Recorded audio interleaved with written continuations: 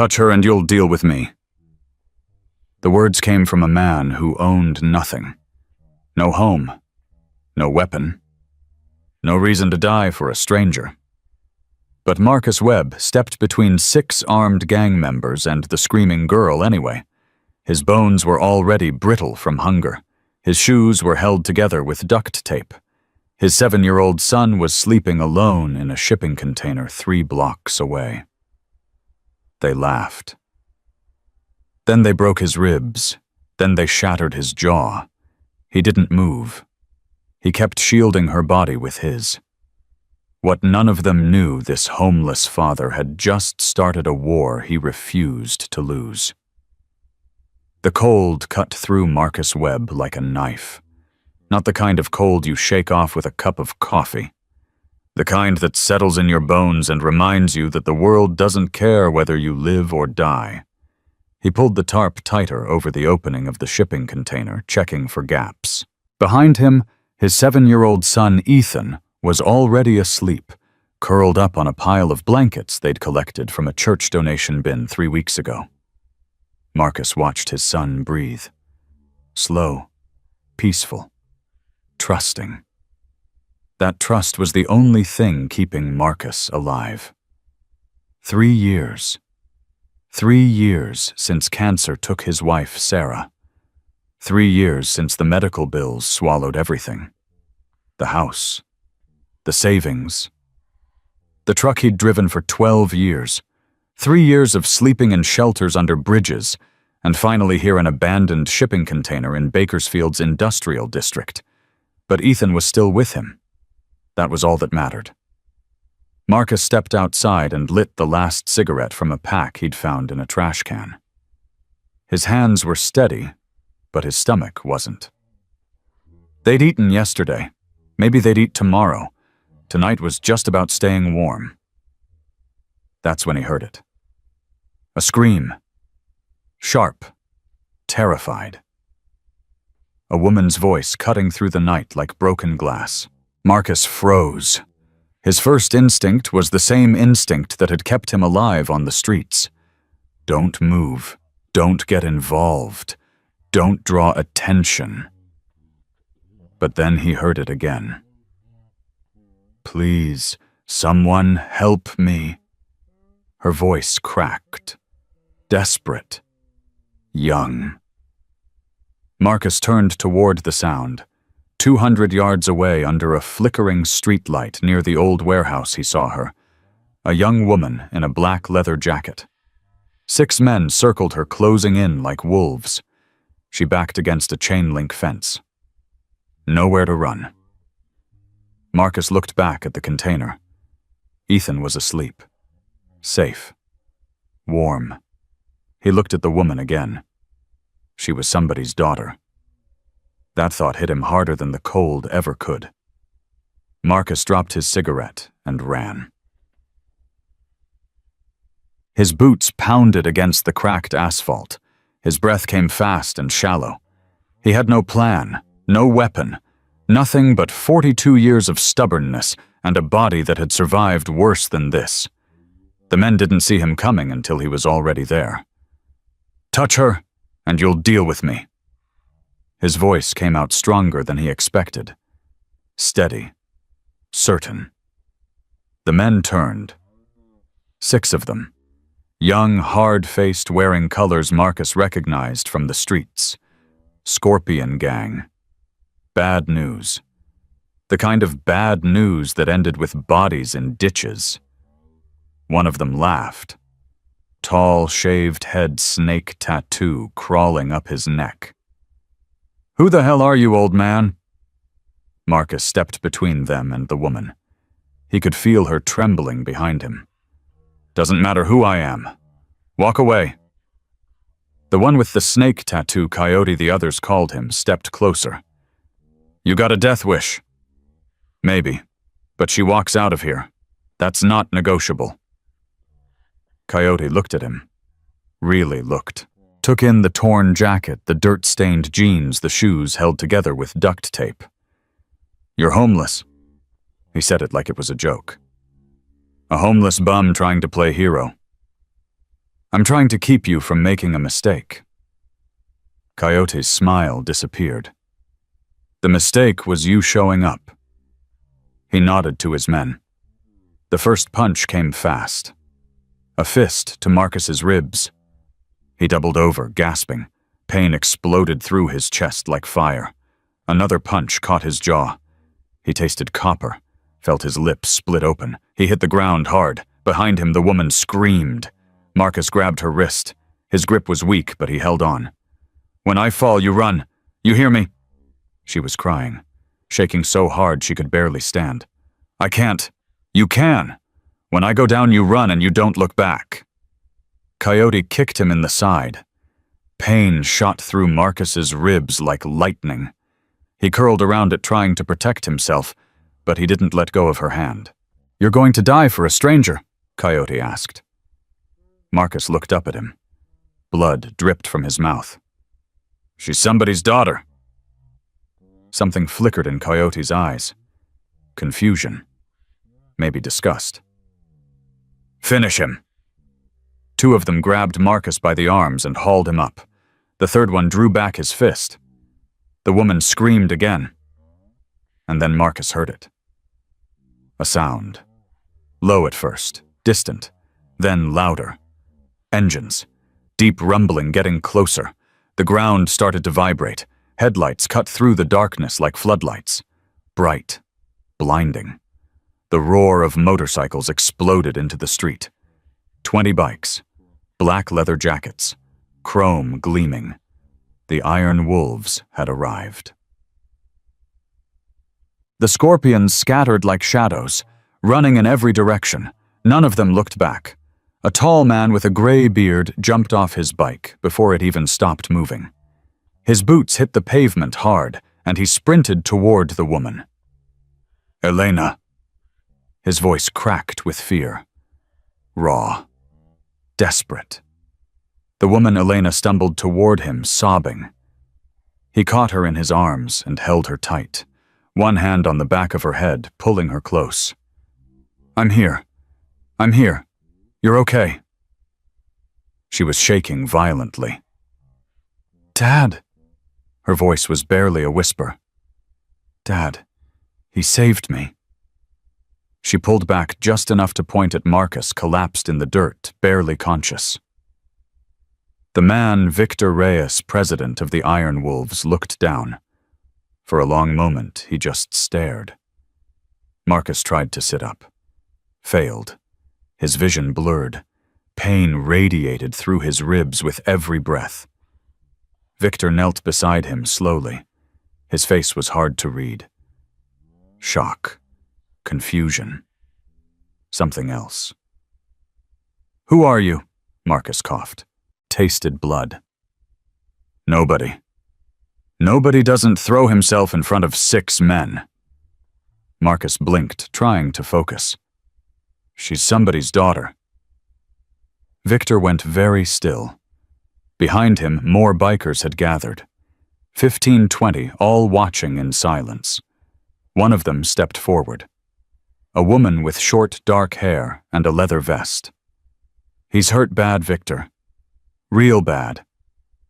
Victor nodded, without looking away from Marcus. "Get him up, carefully." 2 bikers moved forward and lifted Marcus by the arms. His legs barely held him. Everything hurt. Elena was still crying, clutching her father's jacket.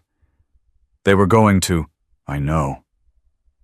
Victor's voice was gentle now. Soft. "I know, sweetheart. But you're safe now." He looked at Marcus again. Really looked at him this time. The torn jacket. The dirt-stained jeans. The shoes held together with duct tape. The hollow cheeks of a man who hadn't eaten well in months. "You live on the streets?" Marcus nodded weakly. "Alone." Marcus's eyes widened. Panic flooded his chest. "My son!" He tried to turn, tried to point back toward the container. "Noah." He caught himself. Wrong name. His mind was foggy. "Ethan, he's in the container. He's alone. He's only 7. I have to—" Victor put a hand on his shoulder, firm but not rough. Where? Marcus pointed toward the industrial yard, barely visible in the darkness. There! Please! He'll wake up and I won't be there. He'll think I left him. Please! We'll get him! Victor's voice left no room for argument. And we'll get you to a hospital. Marcus shook his head. No hospital. I can't afford. You're going. Marcus tried to protest, but his knees buckled. The two bikers holding him caught him before he fell. Victor looked at his daughter one more time, making sure she was okay. Then he looked back at Marcus.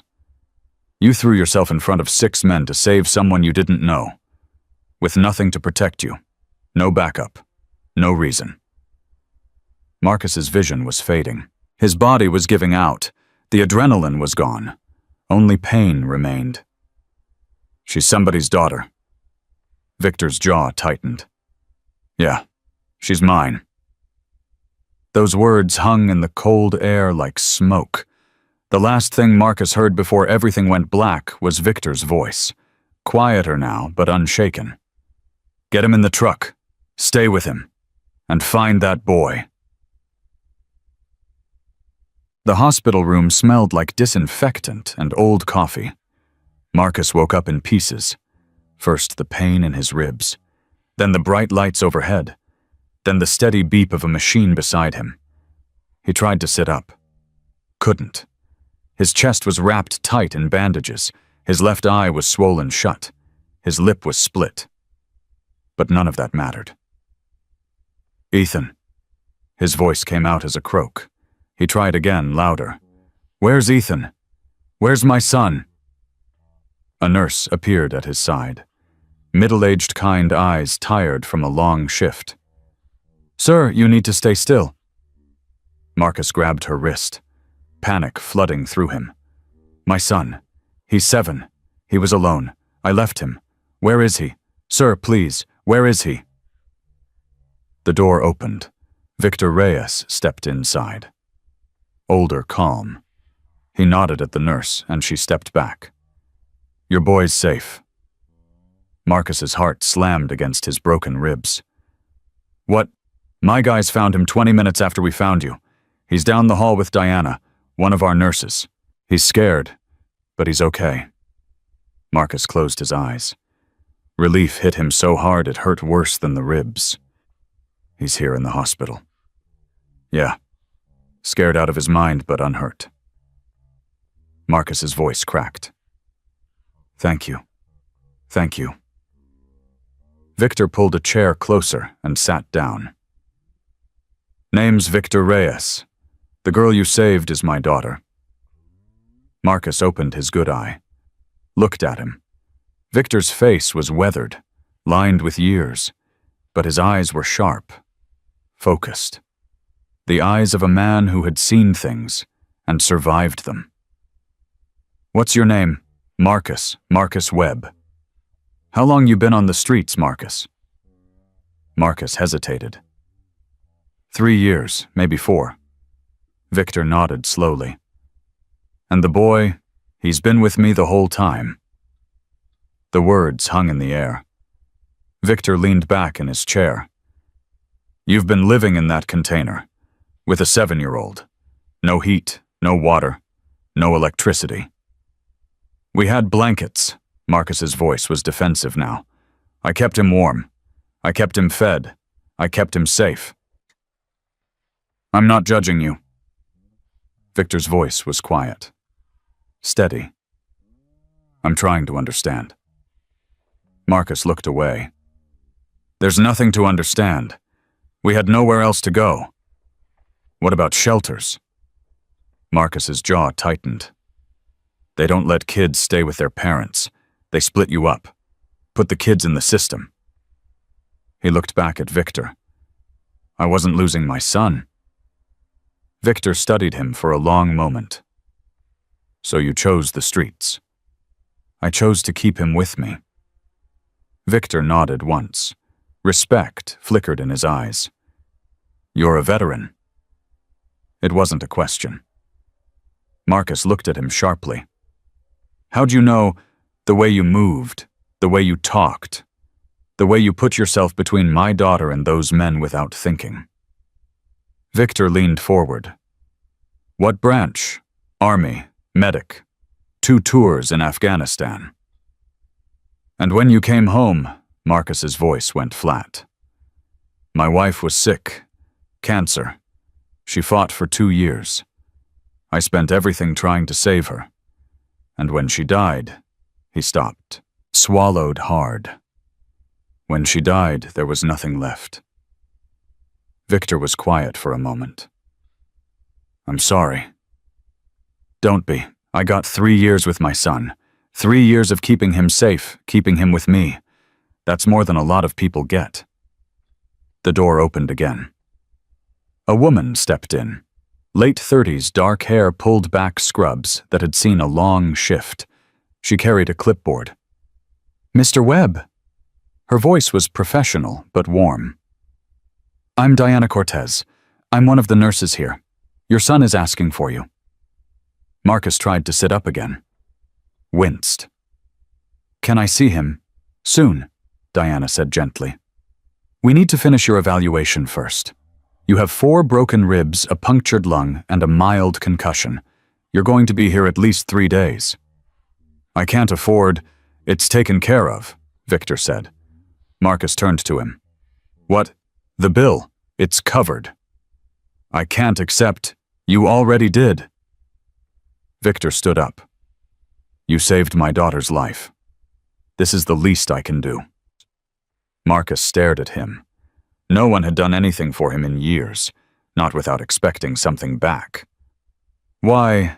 Victor looked at him like the answer was obvious. Because you didn't hesitate. You had nothing, no reason to get involved. But you ran toward danger anyway. He paused. That says something about who you are. Diana stepped closer. Your son is in the waiting room. He's scared, but he's okay. One of the bikers, a man named Marcos, stayed with him the whole time. Marcus's throat tightened. Thank you. I'll bring him in once the doctor clears it. She glanced at Victor, then back at Marcus. But I need to ask you something. Marcus tensed. Child Protective Services will want to know about Ethan's living situation.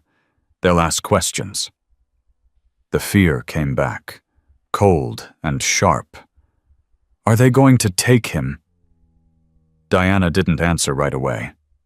That was answer enough. They might try, she admitted. Temporary custody until you have stable housing. Marcus's heart slammed against his broken ribs. No, they can't. Easy, Victor said, putting a hand on his shoulder. Nobody's taking your boy. You don't understand. Marcus's voice was shaking now. If they put him in the system, I'll never get him back. I don't have money, I don't have a home, you have us. Marcus stopped, looked at him. What? Victor met his eyes. You saved my daughter. That means something in my world. You don't walk away from that kind of debt. I don't want your money. I'm not offering money, Victor said. I'm offering help. Real help. Diana watched the exchange. Something shifted in her expression. I'll talk to the social worker, she said quietly. Buy you some time, but you need a plan, Mr. Webb. Fast. She left. Marcus sat there staring at the ceiling. 3 years of fighting. 3 years of surviving. And now, because he did the right thing, he might lose the only person he had left. Victor was still there, watching him.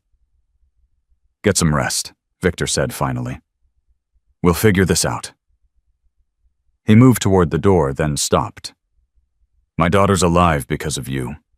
That's not something I forget. Ever. He left. Marcus lay there in the dark, listening to the beep of the machines. And for the first time in 3 years, he let himself cry. An hour later, the door opened. Ethan burst through and ran straight to the bed. His face was red from crying. His hair stuck up in every direction. His eyes were wild with fear. "Dad!" Marcus reached out with his good arm and pulled his son close. Pain shot through his ribs, but he didn't care. "I'm here," Marcus whispered. "I'm right here." Ethan was shaking. "I woke up and you were gone. I thought you left me. I would never leave you. Never. You hear me?" Ethan pulled back just enough to look at him. His eyes were swollen. His lip was trembling. "What happened to your face? I'm okay." "You don't look okay." Marcus tried to smile. It hurt. "I've looked worse." Ethan didn't laugh. He just stared at his father, taking in every bruise, every bandage. "They said you saved someone." Marcus nodded. "A girl. She was in trouble." "Was she worth it?" The question caught Marcus off guard. 7 years old, and his son understood more about the world than he should. Marcus thought about Elena. The terror in her eyes. The way she'd pointed at him and said, "He saved me." "Yeah, buddy. She was." Ethan nodded slowly. Then he climbed onto the bed, carefully avoiding his father's ribs, and curled up against his side. "I was so scared, Dad." "I know. I didn't know where you were." "I'm sorry. I'm so sorry." Ethan pressed his face against Marcus's chest. "Are we going to be okay?" Marcus wrapped his arm around his son. He wanted to say yes. He wanted to promise that everything would be fine. But he couldn't lie to his boy. Not now. Not ever. "I don't know, buddy. But I'm going to fight. I'm going to fight as hard as I can." Ethan looked up at him. "Promise." Marcus kissed the top of his head. "Promise." They lay there together in the hospital bed. Father and son. Broken and scared. But together. And somewhere in the building, Victor Reyes was making phone calls, calling in favors, moving pieces on a board Marcus didn't even know existed. Because in Victor's world, debts were paid. And the man who saved his daughter's life wasn't going to face what was coming alone. The next morning, everything changed again. Marcus was sitting up in bed eating hospital breakfast with Ethan when a man in a gray suit walked through the door.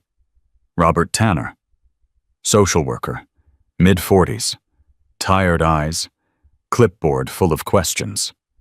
He pulled up a chair beside Marcus's bed and opened a file. "Mr. Webb, I need to ask you about your living situation." Marcus's stomach dropped. Ethan looked up at his father, eyes wide with fear.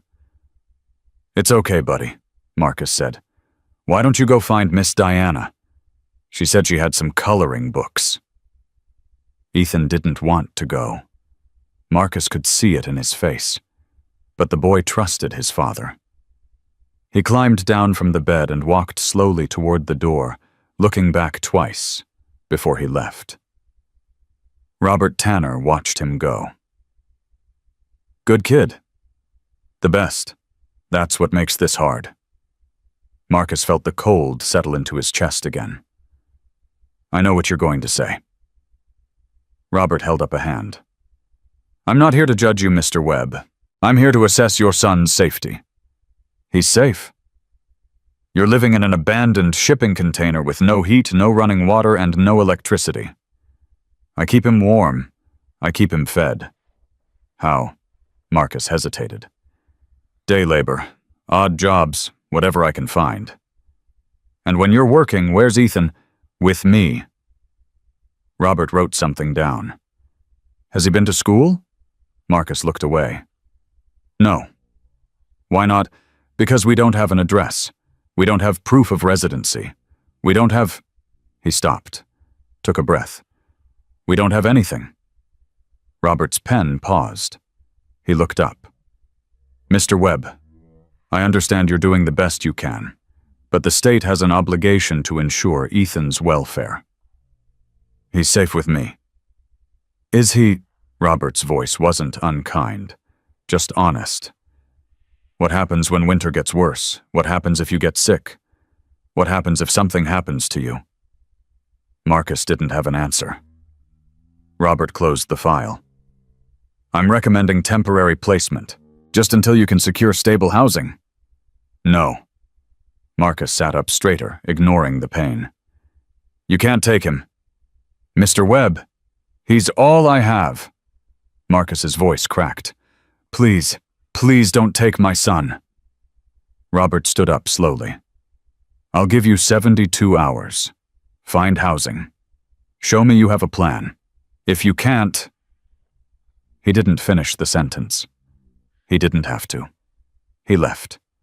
Marcus sat there staring at the door, feeling the world collapse around him. 72 hours. 3 days to find what he hadn't been able to find in 3 years. And if he failed, he would lose the only thing that mattered. Diana came in 10 minutes later. She didn't say anything at first. Just sat down in the chair Robert had left empty. I heard, she said finally. Marcus didn't look at her. It's over. It's not over. I don't have a home. I don't have a job. I don't have anything to offer them. Diana leaned forward. You have something most people don't. Marcus finally looked at her. What? You have people who believe in you. I don't know what that means. It means Victor Reyes doesn't help just anyone. And it means I've worked in this hospital for 15 years, and I've never seen a father fight as hard as you have. Marcus's throat tightened. You didn't abandon him. Diana continued. You could have. You could have put him in foster care and made your life easier. But you didn't. You chose the hardest road because it meant staying together. And now they're going to take him anyway. Diana shook her head. Not if we don't let them. She smiled. You're not alone anymore, Marcus. That afternoon, Victor came back. He didn't sit down this time, just stood at the foot of the bed, arms crossed. Heard about the social worker. Marcus nodded. 72 hours. What are you going to do? I don't know. Victor was quiet for a moment. Then he said, I talked to my guys. We want to help. I can't take charity. It's not charity, Victor said. It's family. Marcus looked at him confused. You threw yourself in front of 6 men to save my daughter. You didn't know who she was. You didn't know if anyone was coming. You just acted. Victor's voice was steady. That's the kind of man I ride with. That's the kind of man we protect. Marcus didn't know what to say. We have a garage. Victor continued. We need another mechanic. The pay isn't great, but it's steady. And there's a small apartment above the shop. It's not much, but it's yours if you want it. Marcus stared at him. Why would you do this? Victor's jaw tightened. Because 3 years ago I almost lost my daughter. Overdose. She was 17. Scared. Alone. A stranger, a woman I never met, found her in an alley and stayed with her until the ambulance came. He paused. That woman saved Elena's life. I never got to thank her. He looked Marcus in the eye. Maybe this is how I do it. Marcus's vision blurred. He blinked hard. I don't know how to be a mechanic. You'll learn. I don't know how to pay you back. You already did. Victor reached into his jacket and pulled out an envelope. Sign this. Marcus opened it. Inside was an employment contract. Official, legal, full-time mechanic position at Iron Wolf's garage. Health insurance, housing included. His hands trembled as he picked up the pen. He signed. Victor nodded once. Welcome to the family. He turned to leave, then stopped at the door. Get some rest. You start Monday. He was gone before Marcus could respond. Marcus sat there holding the contract, tears streaming down his face. For the first time in 3 years, someone had given him a chance. And he was going to fight like hell, not to waste it. That night, Marcus couldn't sleep. Ethan was curled up on a cot the hospital had brought in, finally resting after crying himself exhausted. Marcus stared at the ceiling, mind racing. The job was real. The apartment was real. Victor Reyes had just handed him everything he needed to keep his son. But something didn't feel right. The attack on Elena. The way those men had surrounded her. That wasn't random. That was planned. And the one with the snake tattoo, Coyote, he'd looked at Marcus with something more than anger. Recognition. Like he was filing Marcus's face away for later. Marcus closed his eyes and tried to push the thought away. He had 72 hours to prove he could provide for his son. Everything else would have to wait. But deep in his gut, he knew the truth. This wasn't over. The Scorpions didn't forget. And they definitely didn't forgive. Whatever was coming, Marcus would face it. Because he had a son to protect. And nothing, not gangs, not social workers, not the weight of 3 years on the streets, was going to stop him. The battle for Ethan had just begun. And the enemies were closer than Marcus knew. Marcus woke to the sound of footsteps. Heavy. Deliberate. More than one person. He opened his good eye and saw 3 men standing at the foot of his hospital bed. Young, hard-faced, wearing street clothes, but Marcus knew gang colors when he saw them. The snake tattoos on their necks confirmed it. Scorpions. His heart slammed against his broken ribs. Ethan. Where was Ethan? The cot beside him was empty. Looking for your boy. The one in the middle smiled. Gold teeth. Dead eyes. Don't worry. He's eating breakfast in the cafeteria. Nice lady watching him. For now. Marcus tried to sit up. Pain exploded through his chest. If you touch him... Easy, old man. The gold-toothed one held up his hands. We're just here to talk. I got nothing to say to you. That's fine. We'll do the talking. He walked closer, leaned against the bed rail. Coyote sends his regards. He wanted me to tell you something. Marcus didn't respond, just stared. He says you made a mistake, getting involved in something that wasn't your business. Your boys were going to hurt that girl. That girl's father shut down our operation, cost us $200,000. You think that goes unanswered? Marcus's jaw tightened.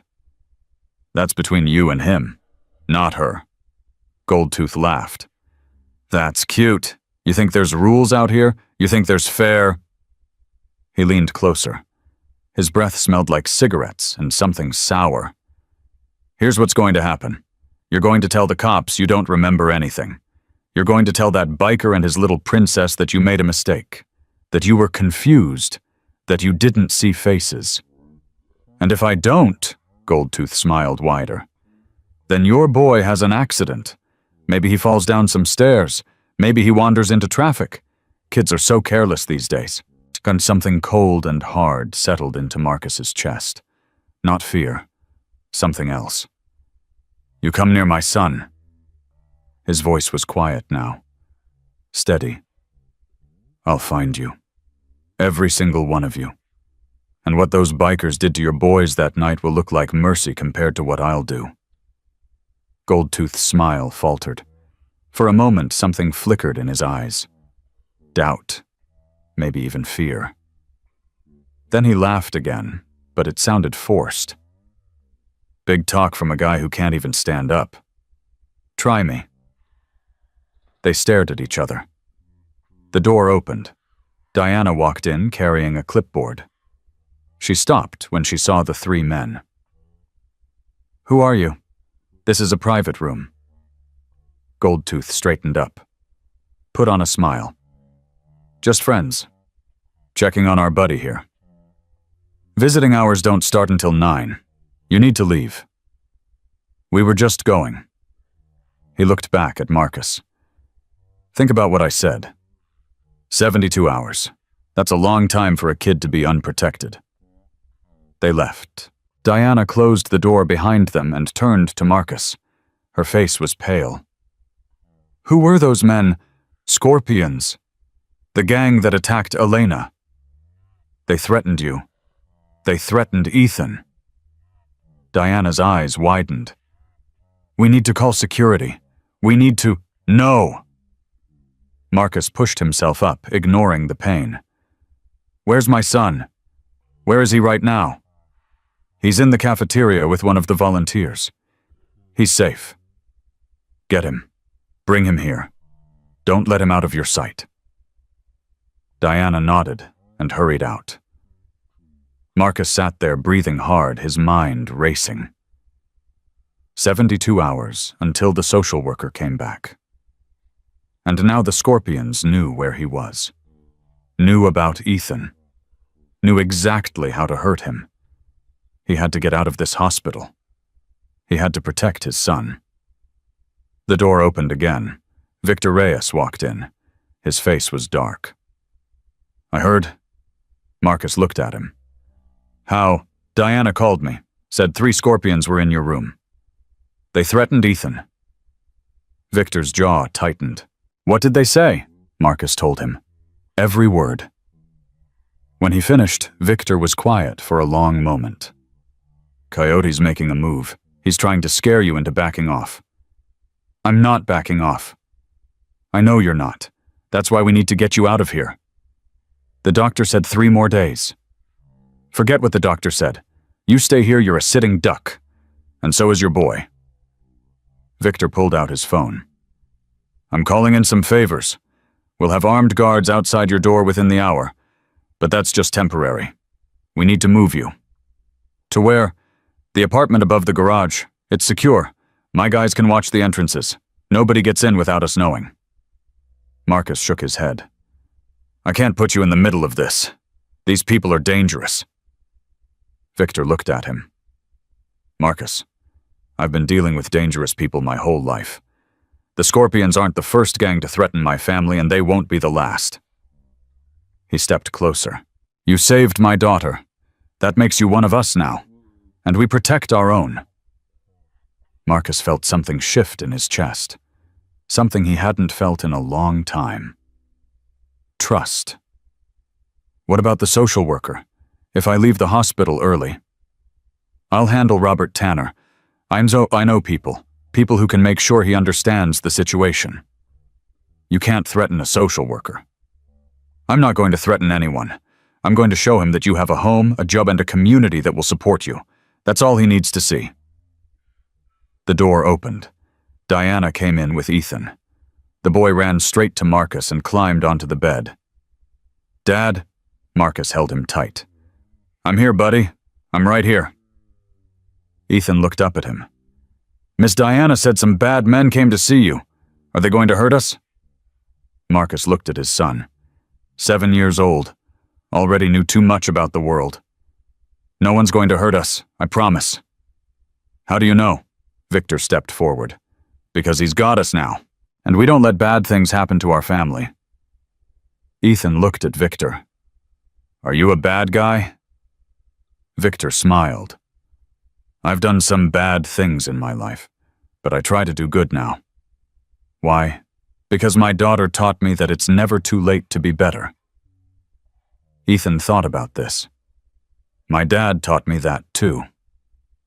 Victor looked at Marcus. Smart kid. The smartest. 2 hours later, Marcus was in a wheelchair being pushed down the hospital corridor by one of Victor's men. Ethan walked beside him, holding his hand. Diana caught up with them at the elevator. Marcus, wait. He looked up at her. The AMA paperwork is signed. You're leaving against medical advice. If something happens, I know the risks. You have a punctured lung, broken ribs. You could develop complications. I'll take my chances. Diana looked at Ethan, then back at Marcus. At least let me check on you. Tomorrow, at the apartment. You don't have to do that. I know I don't have to. I want to. Something in her voice made Marcus pause. Why? Diana was quiet for a moment. I grew up in foster care.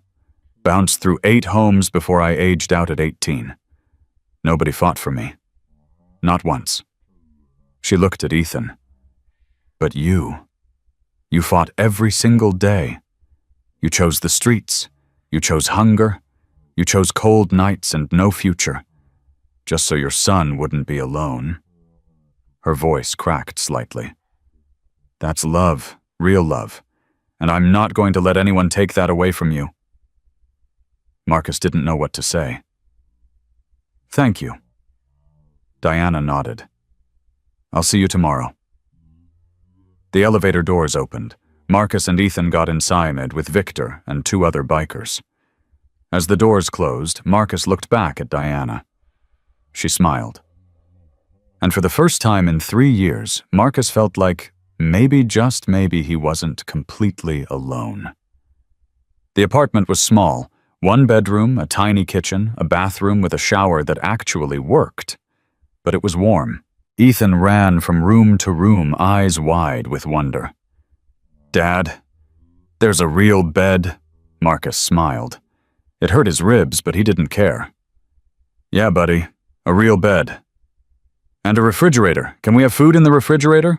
We can have whatever we want. Victor stood by the door watching. It's not much, but it's yours. Marcus turned to him. It's everything. Victor nodded. My guys will be outside, rotating shifts. Anyone comes near this building who doesn't belong, we'll know about it. What about Elena? Is she safe? She's at the main clubhouse, 20 bikers watching over her. Nobody's getting close. Marcus walked to the window and looked out. He could see the garage below the row of motorcycles parked outside. I need to ask you something. Ask. Why did the Scorpions go after Elena? You said they were angry about something.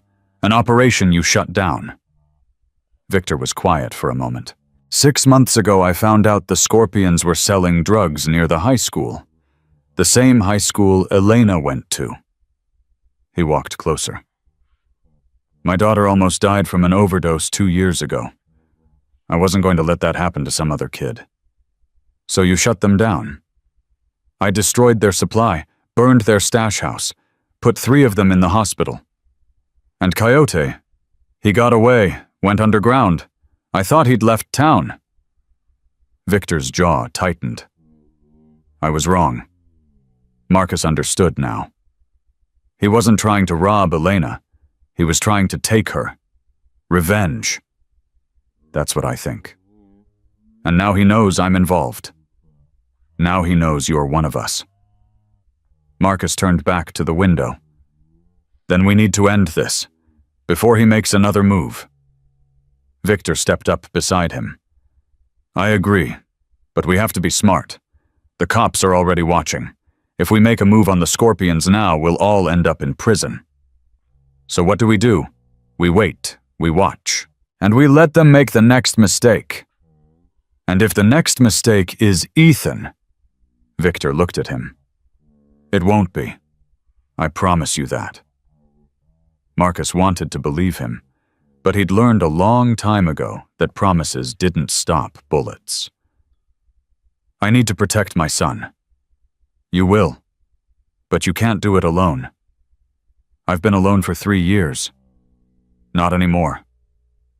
Victor put his hand on Marcus's shoulder. We ride together. We fight together. That's what it means to be iron wolves. Marcus looked at him. This man he'd known for less than 48 hours. This stranger who had given him a home, a job, a chance. Why do you trust me? Because you didn't hesitate. Because you put yourself between my daughter and 6 men with nothing but your bare hands. Because you're still standing here broken ribs and all asking how to protect your boy instead of running away. Victor smiled. That's why I trust you." Ethan came running back from the bedroom. "Dad, come see, the bed is huge." Marcus laughed, a real laugh. The first one in months. "All right, buddy, let me see this huge bed." He let Ethan drag him toward the bedroom. And for one moment, just one, everything felt like it might actually be okay. The feeling lasted until the next morning. Marcus was making breakfast, real breakfast eggs and toast food he'd bought with the advance Victor had given him when someone knocked on the door. He tensed. "Ethan, go to the bedroom." "But Dad, now!" Ethan recognized that tone. He ran to the bedroom and closed the door. Marcus grabbed a knife from the kitchen drawer and walked to the door. "Who is it?" "Robert Tanner, Social Services." Marcus felt his stomach drop. He put down the knife and opened the door.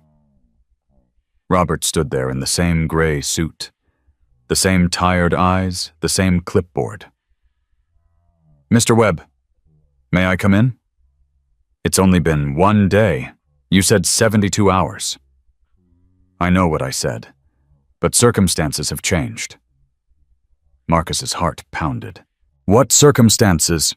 Robert stepped inside, looked around the apartment, took in the small kitchen, the clean floor, the food on the counter. "This is better than a shipping container." "Is that why you're here, to check on my living situation?" "Partially." Robert turned to face him. "I received a call this morning. Anonymous tip." Marcus went cold. "What kind of tip?" "Someone claimed you were involved in criminal activity, gang affiliations, drug trafficking." "That's a lie." "I figured, but I have to investigate." Robert sat down at the small kitchen table. "Mr. Webb, I'm going to be honest with you. Someone is trying to get your son taken away, and they're using my office to do it." Marcus sat down across from him. "The Scorpions." Robert raised an eyebrow. "You know who it is? They threatened me yesterday. At the hospital. They said if I didn't cooperate, they'd hurt Ethan." Robert wrote something down. "And you didn't report this to the police?" "What good would that do? They'll deny everything, and then they'll come back angrier." Robert was quiet for a moment. "You're probably right." He set down his pen. "I'm going to tell you something, Mr. Webb. Something I probably shouldn't say." Marcus waited. "I've been doing this job for 18 years. I've seen a lot of fathers, a lot of parents who say they love their kids but won't do what it takes to keep them safe." He looked Marcus in the eye. "You're not one of them. I can see that. You're a good father. Maybe the best I've seen in a long time." Marcus's throat tightened. "Then why are you here?" "Because I have to follow up on the tip. That's my job. But I'm also here to warn you." "Warn me about what?" "Whoever made that call isn't going to stop. They're going to keep pushing, keep finding ways to make you look bad, and eventually they might succeed." Marcus felt the cold settle into his chest again. "So what do I do?" Robert stood up. "You fight, you document everything, every threat, every suspicious call. Every time those men come near you or your son, you write it down." He handed Marcus a business card. "And you call me. Anytime. Day or night. Because if we can prove harassment, if we can show that someone is using the system to hurt you, we can shut it down." Marcus took the card. "Why are you helping me?" Robert smiled, a tired, sad smile. "Because I became a social worker to protect children, not to separate them from fathers who love them." He walked to the door. 72 hours, Mr. Webb. Make them count." He left. Marcus sat there for a long moment staring at the business card. Then he heard a small voice behind him. "Dad." He turned. Ethan was standing in the bedroom doorway. "Is the bad man gone?" Marcus went to him and knelt down. "He's not a bad man, buddy. He's just trying to do his job. Is he going to take me away?" Marcus pulled his son into his arms. No one is going to take you away. I promise. You always say that. Because I always mean it. Ethan hugged him back, tight, like he was afraid to let go. I'm scared, Dad. I know, buddy. I'm scared too. You are, yeah. But being scared doesn't mean we give up. It means we fight harder. Ethan pulled back and looked at his father. Like you did for that girl. Marcus nodded. Exactly like that. Ethan took a deep breath. Okay, I can be brave too. Marcus smiled. I know you can. That afternoon, Elena came to visit. She knocked on the door softly, almost hesitantly. When Marcus opened it, she stood there with a paper bag in her hands. Hi, I brought food. My dad said you probably haven't had a real meal in days. Marcus stepped aside to let her in. You didn't have to do that. I know, I wanted to. She walked in and set the bag on the counter, started pulling out containers. Chicken, rice, vegetables, my mom's recipes. She died when I was 12, but I still make them the way she taught me. Marcus watched her. I'm sorry about your mom. I'm sorry about your wife. They looked at each other. My dad told me, Elena said quietly, about the cancer, about how you lost everything. He talks too much. Elena smiled. He trusts you. That's rare for him. Ethan came out of the bedroom. He stopped when he saw Elena. Who are you? Elena knelt down to his level. I'm Elena. Your dad saved my life. Ethan's eyes went wide. You're the girl. I'm the girl. Dad said you were worth it. Elena's eyes filled with tears. He did. Yeah, I asked him if saving you was worth getting hurt, and he said yes. Elena looked up at Marcus. Thank you. Her voice was barely a whisper. I never got to say it properly. Thank you for saving my life. Marcus shook his head. You don't have to thank me. Yes, I do. Because you didn't know me. You didn't know my dad. You had no reason to help. But you did anyway. She stood up. My dad says that's rare. People who help strangers without expecting anything back. He says the world needs more people like you. Marcus didn't know what to say. I just did what anyone would do. No. Elena's voice was firm. You did what no one else would do. I was screaming for help for almost a minute before you came. Other people heard me. I saw them look out their windows, but they didn't come. Only you. She reached out and touched his arm. You're a good man, Marcus Webb. Don't ever let anyone tell you different. That night after Elena left, and Ethan was asleep, Marcus stood at the window again. He could see the bikers below keeping watch. He could hear the distant sound of traffic. He could feel the warmth of the apartment surrounding him. But he couldn't shake the feeling that something was coming. The Scorpions weren't going to give up. Coyote had too much to lose, too much pride, too much rage.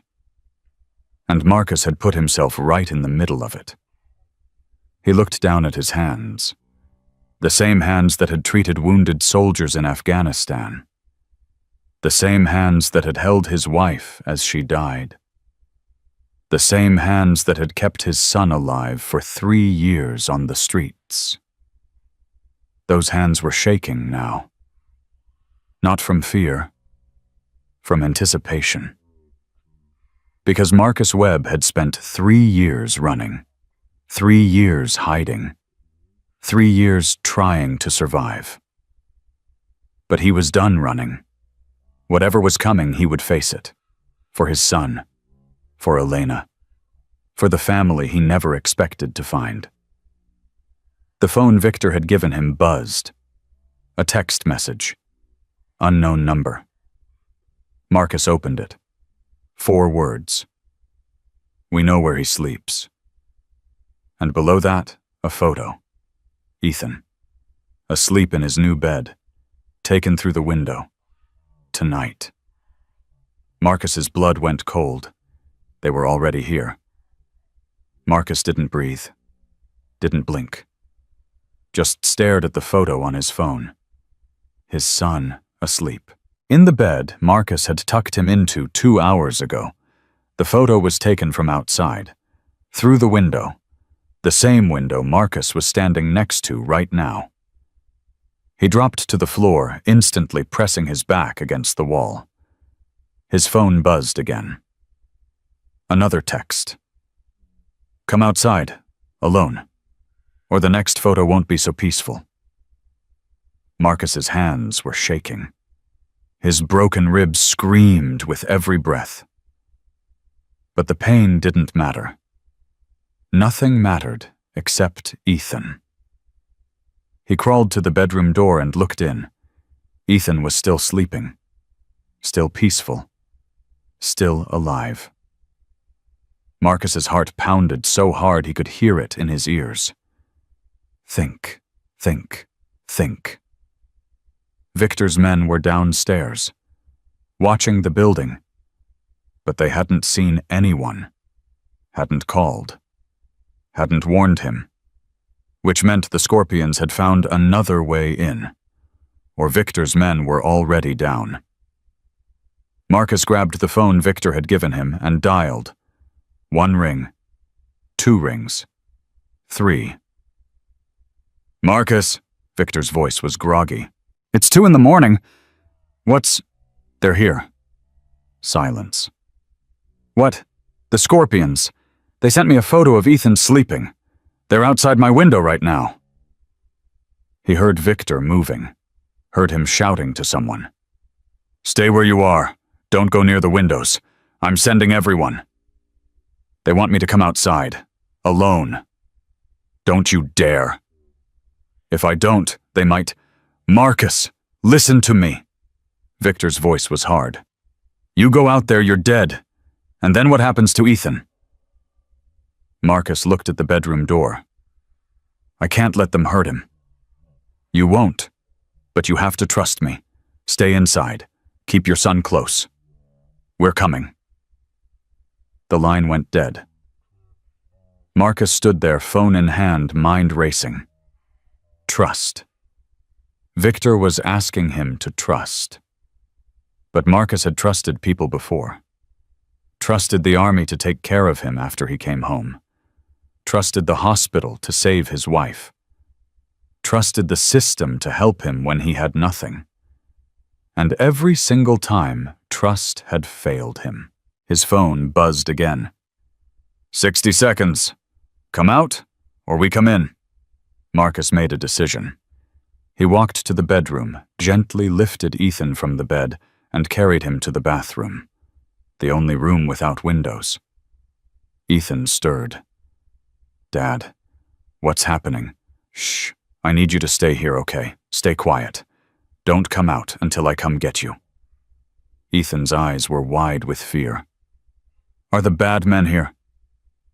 Marcus knelt down. Listen to me. No matter what you hear, you stay in this room. You don't open the door for anyone except me. You understand? Dad, I'm scared. I know, buddy, I know. But I need you to be brave for me. Can you do that? Ethan nodded slowly. I love you, Marcus said. More than anything in this world. I love you too, Dad. Marcus kissed his son's forehead, then stood up and closed the bathroom door. His phone buzzed. Time's up. Marcus walked to the front door. His hands weren't shaking anymore. His mind was clear. Cold. He'd spent 2 tours in Afghanistan pulling wounded soldiers out of firefights. He'd held men together with his bare hands while bullets flew overhead. He'd looked death in the face more times than he could count. These gang members had no idea who they were dealing with. He opened the door. 3 men stood in the hallway, the same 3 from the hospital. Goldtooth in the middle, grinning. Smart man. What do you want? We already told you what we want. You forget, lose your memory. I remember. Good. Then let's go for a ride. I'm not going anywhere. Goldtooth's smile faded. You don't have a choice. Actually, I do.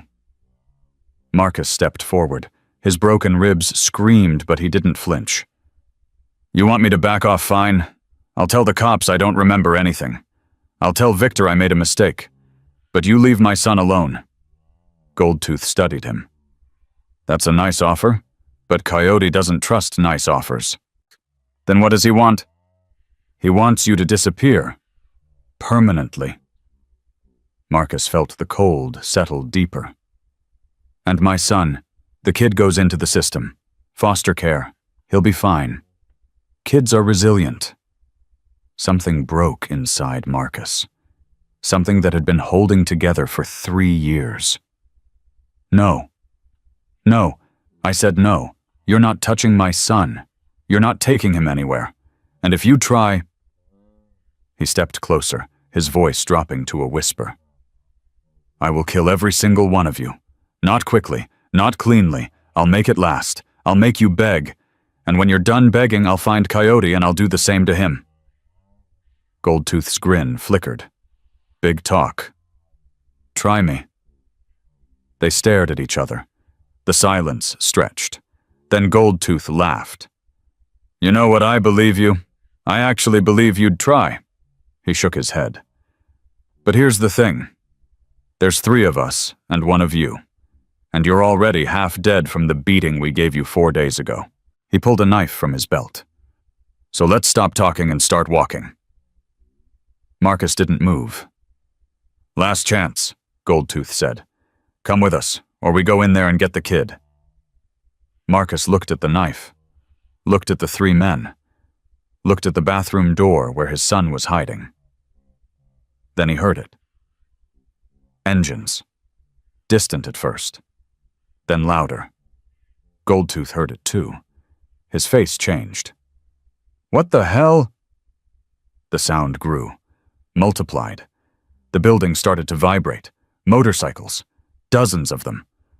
Goldtooth grabbed Marcus by the collar. What did you do? I didn't do anything, but you should have listened when I said no. The front door of the building exploded open. Victor Reyes came through. First gun drawn. Behind him, 20 iron wolves armed and angry. Goldtooth spun knife raised. Victor didn't hesitate. He fired.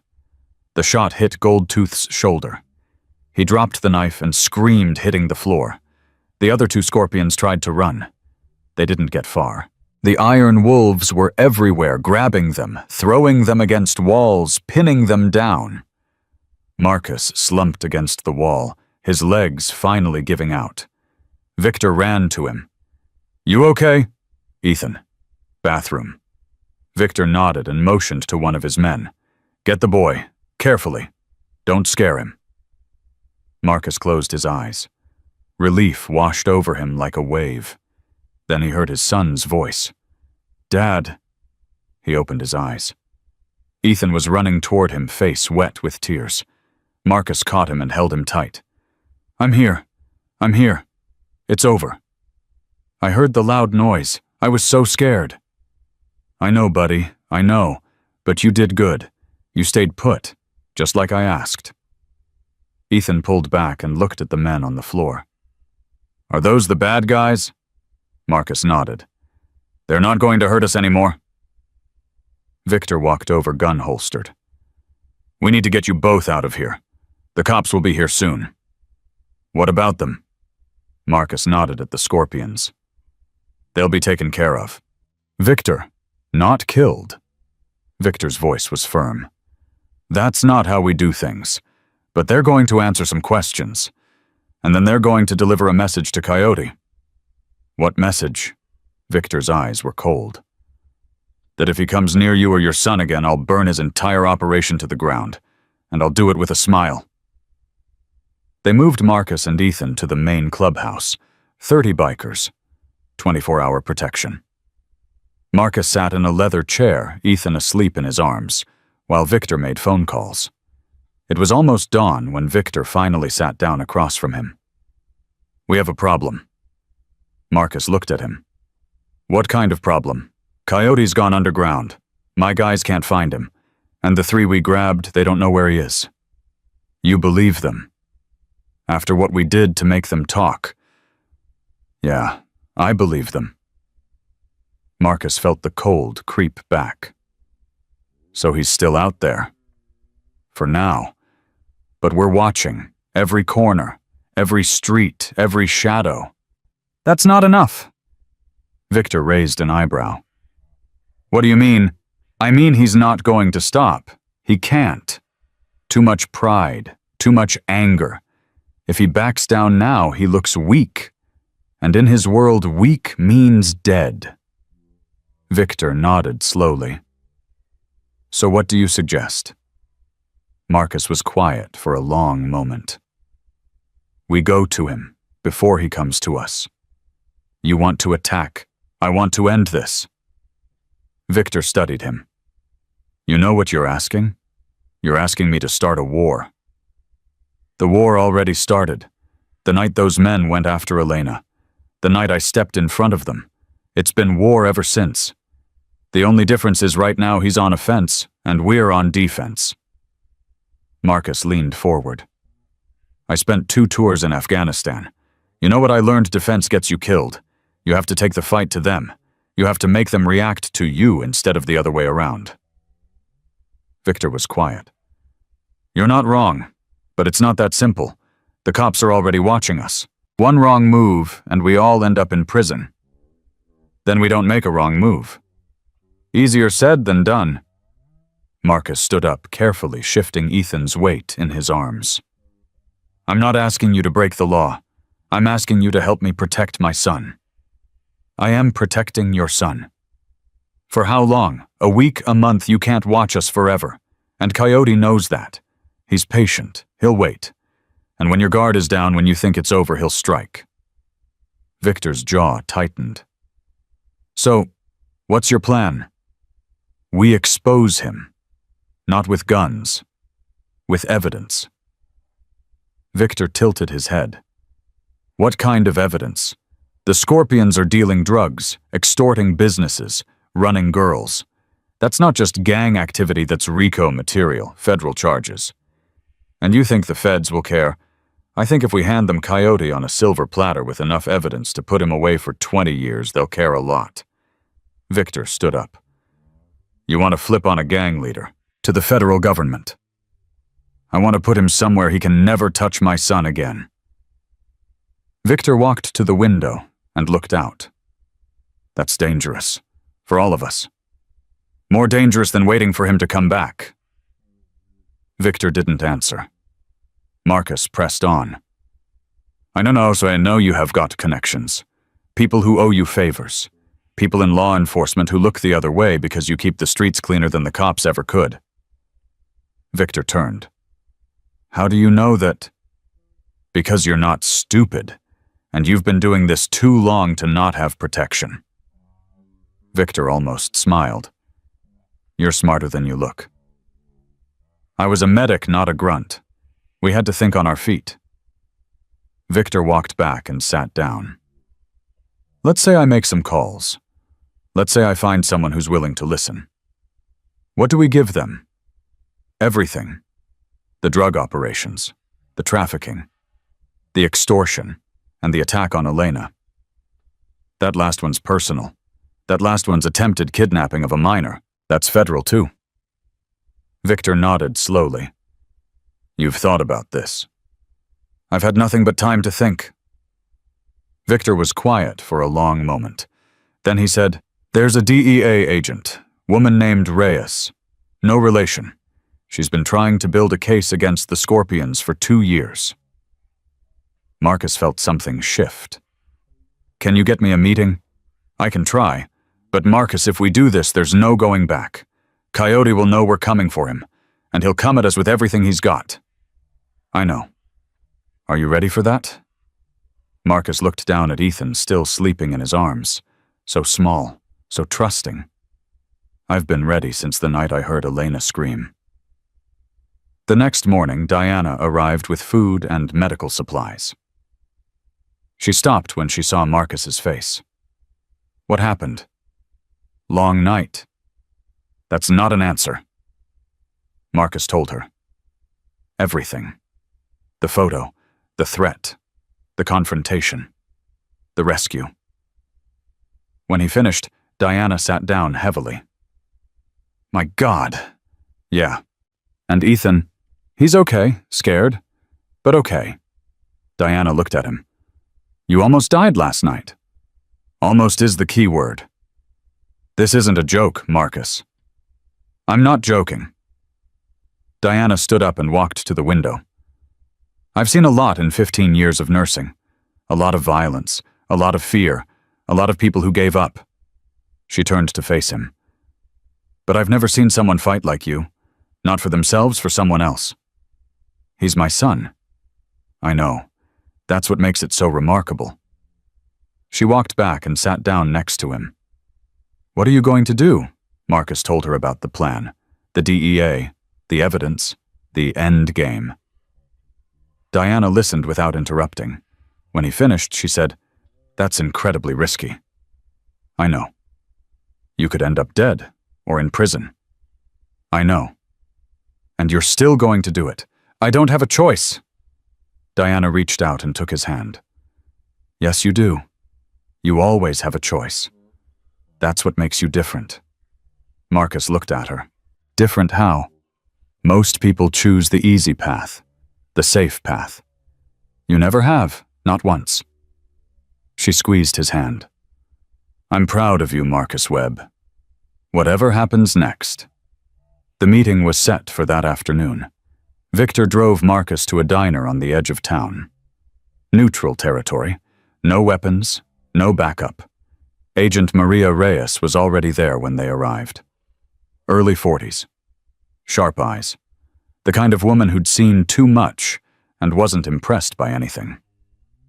She looked at Marcus as he sat down. You're the homeless guy. I prefer man of limited housing options. She almost smiled. Victor says you have information about the Scorpions. Victor says you've been trying to take them down for 2 years? 3. But who's counting? Marcus leaned forward. What if I told you I could give you Coyote? Not just the small fish, the head of the snake. Agent Reyes raised an eyebrow. I'd say I'm listening. Marcus talked for an hour. He told her everything he'd learned, everything Victor's men had gathered. The drug routes, the stash houses, the money laundering. And he told her about Elena. Attempted kidnapping of a minor, Agent Reyes said when he finished. That's serious. It's also leverage. Coyote didn't just attack a random girl. He went after the daughter of a known club president. That's escalation. That's desperation. Or stupidity. Either way, it's a mistake, and you can use it. Agent Reyes was quiet for a long moment. Why are you doing this? Because he threatened my son. That's not the whole reason. Marcus met her eyes. Because I'm tired of running. I'm tired of being afraid. I'm tired of waiting for the next bad thing to happen. He paused. And because I finally have something worth fighting for. Agent Reyes studied him. You know what you're risking. Everything. And you're okay with that. I'm okay with whatever keeps my son safe. Agent Reyes stood up. I'll make some calls, get the ball rolling, but I need you to understand something. Marcus waited. Once this starts, I can't protect you. You're a civilian. You're not in the program. If Coyote finds out you're talking to me, he won't find out from me. He might find out from someone else. Then I'll deal with it. Agent Reyes shook her head. You're either very brave or very stupid. Can't I be both? She almost laughed. I'll be in touch. She left. Victor looked at Marcus. Well, she's interested. Interested isn't committed. It's a start. They drove back to the clubhouse in silence. Ethan was waiting at the door when they arrived. "Dad." Marcus scooped him up. "Hey, buddy. Where were you? Just had to take care of some things." "What kind of things?" Marcus looked at his son. Those trusting eyes, that innocent face. "Grown-up things. Boring stuff." "When can we go home?" The question hit Marcus like a punch. Home. The apartment above the garage. The first real home they'd had in 3 years. "Soon, buddy. I promise. Soon." But even as he said it, he felt the weight of the lie. Because Coyote was still out there. Still watching. Still waiting. And until that changed, nowhere was truly home. That night, Marcus sat by Ethan's bed, watching him sleep.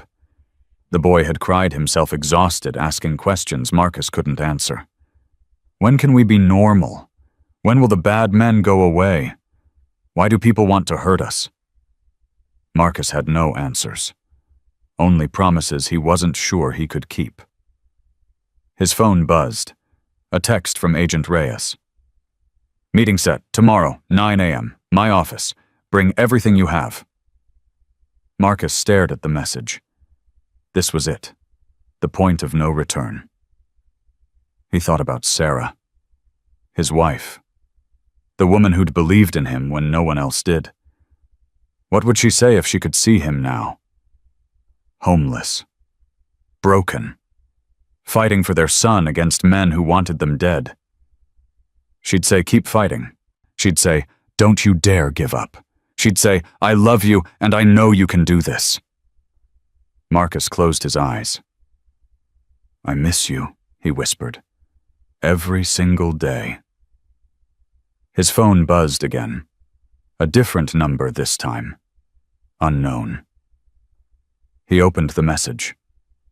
His blood went cold. A photo. The shipping container where they used to live. It was on fire, and beneath it 4 words. "Your past is burning. Your future's next." Marcus stared at the photo until his eyes burned.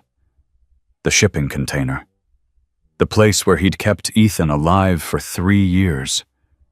The rusted walls that had sheltered them through freezing nights. The torn blankets. The makeshift bed. All of it. Gone. But that wasn't what made his hands shake.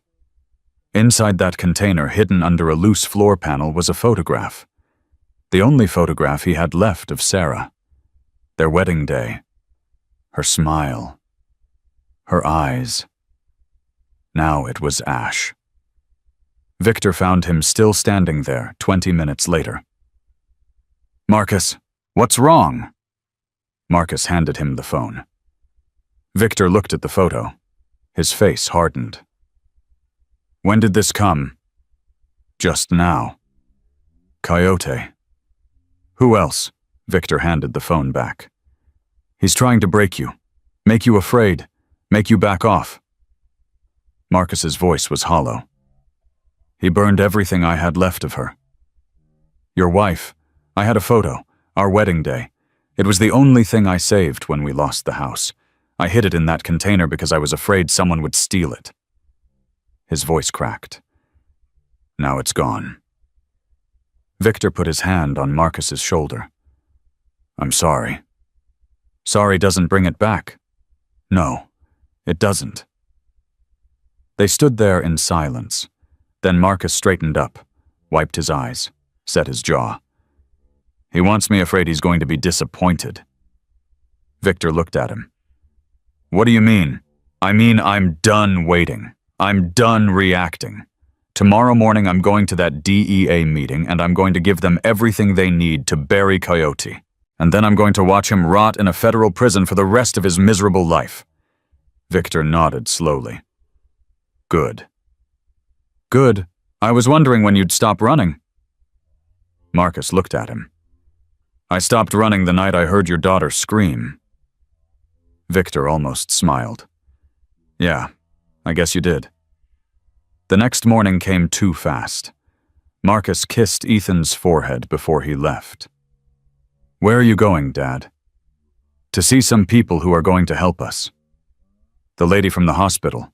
Different people. But they're on our side. Ethan grabbed his hand. Promise you'll come back. Marcus knelt down. I promise. You always promise. And I always keep my promises, don't I? Ethan thought about it. Yeah, you do. Marcus hugged him tight. Be good for Miss Diana. I'll be back before lunch. He left before Ethan could see the fear in his eyes. The DEA office was downtown. Anonymous building. No signs. No indication of what happened inside. Agent Reyes met him at the door. You came. Did you think I wouldn't? I thought you might change your mind. I don't change my mind once I've decided something. She almost smiled. I'm starting to see that. She led him inside, through security, down a hallway, into a conference room where 3 other agents were waiting. This is Agent Morrison, Agent Chen, and Agent Burke. They're my team. Marcus nodded at each of them. Sit down, Mr. Webb, Agent Morrison said. He was older. Gray hair, the look of a man who'd seen everything twice. We've reviewed what Agent Reyes shared with us. It's compelling. But we need more. What you've given us is circumstantial.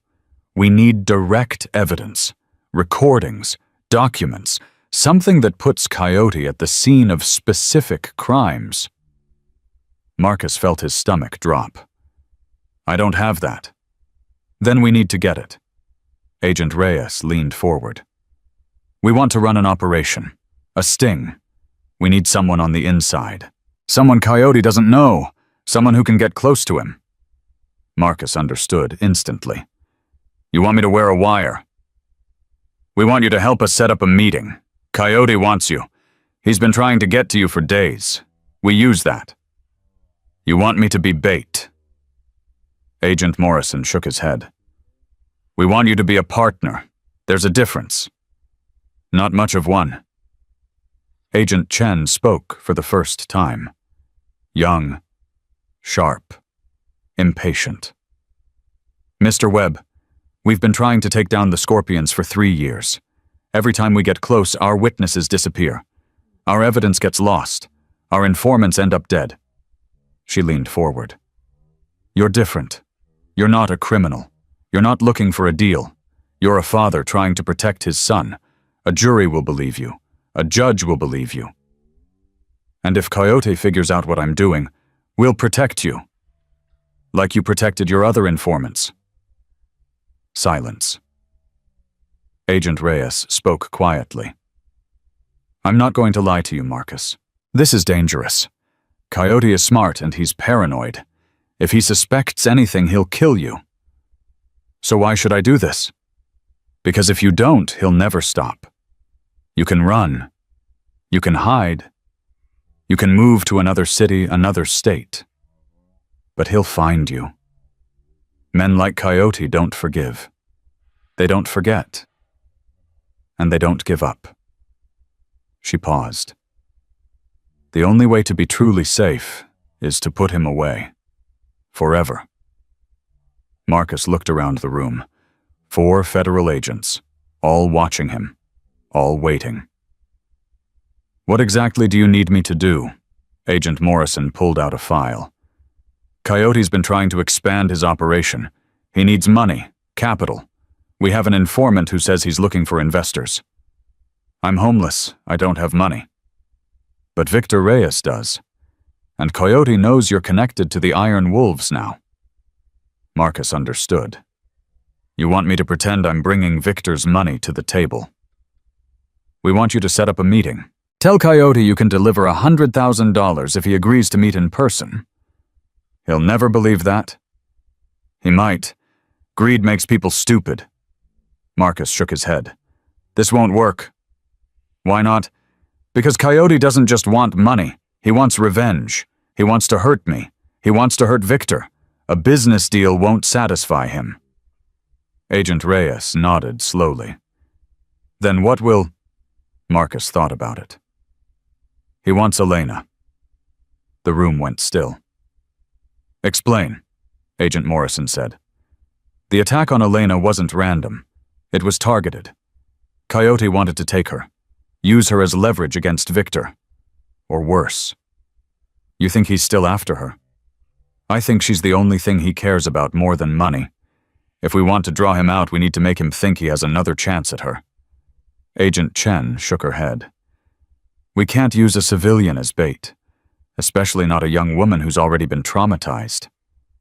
I'm not suggesting we use Elena. I'm suggesting we make him think we're offering her. Agent Reyes leaned forward. Keep talking. Marcus laid it out. The plan that had been forming in his mind since the night Coyote's men came to the hospital. Coyote wants 3 things: money, revenge, and Elena. We give him all 3, or at least we make him think we're giving him all 3. How? I go to him. Tell him I'm tired of running. Tell him Victor kicked me out. Tell him I want to make a deal. What kind of deal? I offer to deliver Elena, in exchange for leaving me and Ethan alone. Agent Morrison frowned. That's betrayal. He'll expect a trap. He will. But he'll also be tempted. Elena represents everything he lost. His pride, his reputation, his power. The chance to get her back might be too much to resist. And then we arrest him. Kidnapping conspiracy, drug trafficking, whatever else you can add on. Agent Reyes looked at her team. It's risky. Everything about this is risky. But it could work. Agent Morrison nodded slowly. It could, if we set it up right. He looked at Marcus. You understand what you're volunteering for. If this goes wrong... I know what I'm volunteering for. I've known since the night I stepped between those men and Elena. And you're still willing. Marcus thought about Ethan, about the photo of Sarah, now ash, about the shipping container burning in the night. I'm willing. Agent Reyes stood up. Then let's get to work. They spent 4 hours planning. Every detail, every contingency, every possible way things could go wrong. By the time Marcus left the building, his head was spinning. But he had a plan. And for the first time since this nightmare started, he felt like he was fighting back. Victor was waiting outside in his truck. How'd it go? Marcus climbed in. They want me to wear a wire. I figured. They want to use me as bait to draw out Coyote. I figured that too. Marcus looked at him. You're not going to try to talk me out of it. Victor started the engine. Would it work if I tried? No. Then why waste my breath? They drove in silence for a while. Then Victor said, I talked to Elena this morning. Marcus tensed. About what? About you, about what you're doing, about why. What did she say? Victor was quiet for a moment. She said she wants to help. No. That's what I told her. She can't be involved in this. It's too dangerous. I know, but she's stubborn, like her mother was. Victor, I'm serious. If Coyote thinks she's within reach, I know. Victor's voice was hard. I told her she's staying at the clubhouse, 24-hour guard. She doesn't leave until this is over. And she agreed. Victor almost laughed. She agreed to stay. She didn't agree to stop helping. What does that mean? It means she's been making phone calls, reaching out to people she knows, other victims, women who've been hurt by the scorpions. Marcus felt something shift. She's building a case. She's building an army. 7 women so far. All willing to testify. All willing to stand up in court and point at Coyote. That's dangerous for them. They know. They don't care. Victor looked at him. You started something, Marcus. When you stepped in front of those men, you didn't just save my daughter. You showed people that fighting back is possible. Marcus didn't know what to say. I just did what anyone would. Stop saying that. Victor's voice was firm. Stop pretending what you did was normal. It wasn't. Most people would have looked the other way. Most people would have chosen safety over a stranger. He pulled the truck to a stop. You're not most people, and it's time you started believing that. They were back at the clubhouse. Ethan came running out the moment Marcus stepped through the door. Dad, you're back. Marcus scooped him up. Told you I would be. Miss Diana made cookies. Real cookies. Did you save me any? Ethan grinned. Maybe. Diana appeared behind him, flour on her apron. He ate 6. Only 6. I limited him, otherwise it would have been 16. Marcus laughed, a real laugh, the first one in days. Thank you, for everything. Diana wiped her hands. How did it go? Marcus set Ethan down. Hey buddy, why don't you go see if there are any more cookies? I need to talk to Miss Diana for a minute. Ethan looked between them, sensing something. Grown-up stuff. Yeah, boring grown-up stuff. Ethan nodded and ran off. Diana's face turned serious. That bad? Not bad, just complicated. He told her about the plan. The wire, the setup, the risk. Diana listened without interrupting.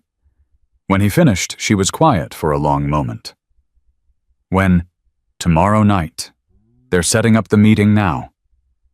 And Ethan, he stays here, with you, with the Iron Wolves. Diana shook her head. That's not what I meant. I meant what happens to him if something goes wrong, if you don't come back. Marcus's throat tightened. I've already talked to Victor. He'll take care of Ethan. Make sure he goes to good people. And you think that's enough? It's all I can give him. Diana stepped closer. Marcus, that boy worships you. You're his entire world. If you die tomorrow, I know. Do you? Because I don't think you do. I don't think you understand what it would do to him. I understand better than anyone. Marcus's voice cracked. I understand because I'm all he has. I understand because every night for 3 years I lay awake wondering what would happen to him if I got sick, if I got hurt, if I couldn't take care of him anymore. He took a breath. But I also understand that if I don't do this, Coyote will never stop. He'll keep coming. He'll keep threatening. And eventually he'll win. He looked her in the eye. I'd rather die fighting than live running. Diana's eyes filled with tears.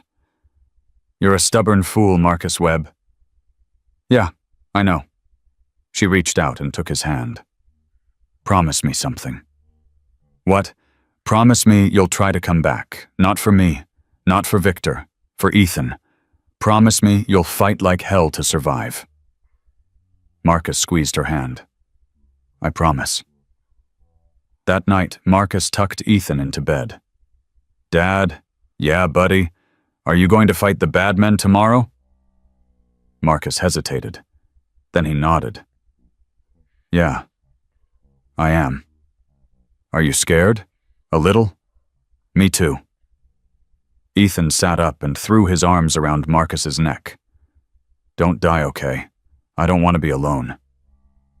Marcus held him tight, tighter than he'd ever held anything. You're never going to be alone, Ethan, no matter what happens. You've got Miss Diana, you've got Victor, you've got Elena, and the whole club. But I want you. Marcus pulled back and looked at his son. You've got me, always. Even if I'm not here, I'm always with you. In your heart, in your memories, in everything I taught you. Ethan wiped his eyes. Mom used to say that. She did, when she was sick. She said even when she was gone, she'd still be with us. Marcus's throat closed up. She was right. I still miss her. Me too, buddy. Every day. Ethan lay back down. Dad, yeah. When this is over, can we be normal, like other families? Marcus smiled through his tears. We're going to be better than normal, I promise. He stayed until Ethan fell asleep. Then he walked to the window and looked out at the night. Tomorrow everything would change.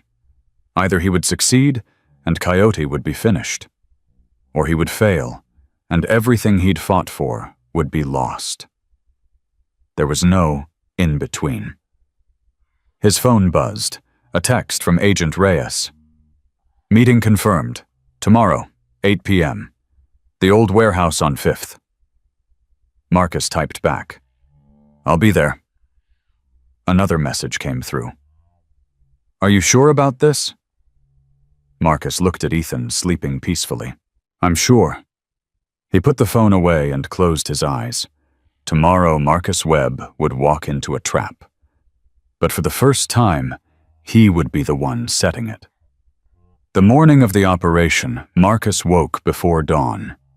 He moved quietly, not wanting to wake Ethan. He showered, got dressed, looked at himself in the mirror. The bruises were fading. The swelling around his eye had gone down. His ribs still hurt when he breathed too deeply, but he could move. He looked like a man who'd been through hell. He felt like one too. Victor knocked on the door at 7. It's time. Marcus opened the door. Ethan's still asleep. Diana will take care of him. I know. They stood there for a moment. You don't have to do this, Victor said quietly. We can find another way. There is no other way. You know that. Victor nodded slowly. Yeah, I do. He reached into his jacket and pulled out something. A photograph. Old. Worn at the edges. What's this? My guys went to the container last night. After the fire, they found this. Marcus took the photograph. His hand started shaking. It was Sarah. Their wedding day. Burned at the edges. Scorched. But intact. Her smile, her eyes, still there. How the floor panel protected it. The fire didn't reach everything. Marcus couldn't speak, couldn't breathe. Victor put his hand on his shoulder. You didn't lose her, Marcus. Not completely. Marcus pressed the photograph to his chest. Thank you. His voice was barely a whisper. Thank you. Thank me by coming back alive. Marcus nodded. He walked to Ethan's bed, knelt down, placed the photograph in his son's hand. Ethan stirred. Dad, I have to go now, buddy. Ethan's eyes opened. He looked at the photograph. Is that Mom? Yeah, that's Mom. I want you to hold on to it for me. Keep it safe. Ethan clutched it to his chest. I will. Marcus kissed his forehead. I love you. More than anything. I love you too, Dad. Marcus stood up. He didn't look back. Because if he looked back, he would never leave. And Ethan needed him to leave. Ethan needed him to finish this. The warehouse was on the edge of town. Old. Abandoned. The kind of place where bad things happened. Agent Reyes met Marcus 2 blocks away. You ready? As I'll ever be. She handed him a small device. This is the wire. It's embedded in this button. Pin it to your jacket. Marcus took it.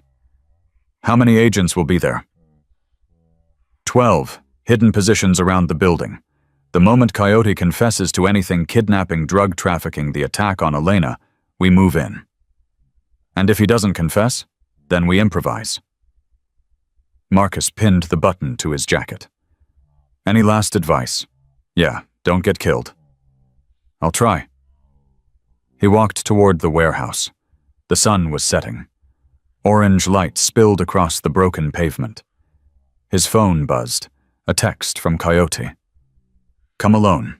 Any tricks and your boy burns. Marcus typed back. I'm alone. He pushed open the warehouse door and stepped into the darkness. The darkness swallowed Marcus whole. He stood just inside the doorway, letting his eyes adjust. His heart pounded against his broken ribs. The wire pressed against his chest like a second heartbeat. Somewhere in this warehouse, Coyote was waiting. Close the door. The voice came from everywhere and nowhere. Marcus pushed the door shut behind him. Footsteps. Slow. Deliberate. Coming closer. Then a light clicked on. A single bulb hanging from a chain. Coyote stood beneath it. He looked smaller than Marcus remembered. Shorter. Thinner. But his eyes were the same. Dead. Empty. The eyes of a man who had stopped feeling anything a long time ago. The homeless hero? Coyote smiled. I've been waiting for this. I'm here. What do you want? Coyote walked closer. 2 men flanked him. Armed. Watching. What do I want? I want what you took from me. I didn't take anything from you. You took my reputation, my pride. You made me look weak in front of my own men.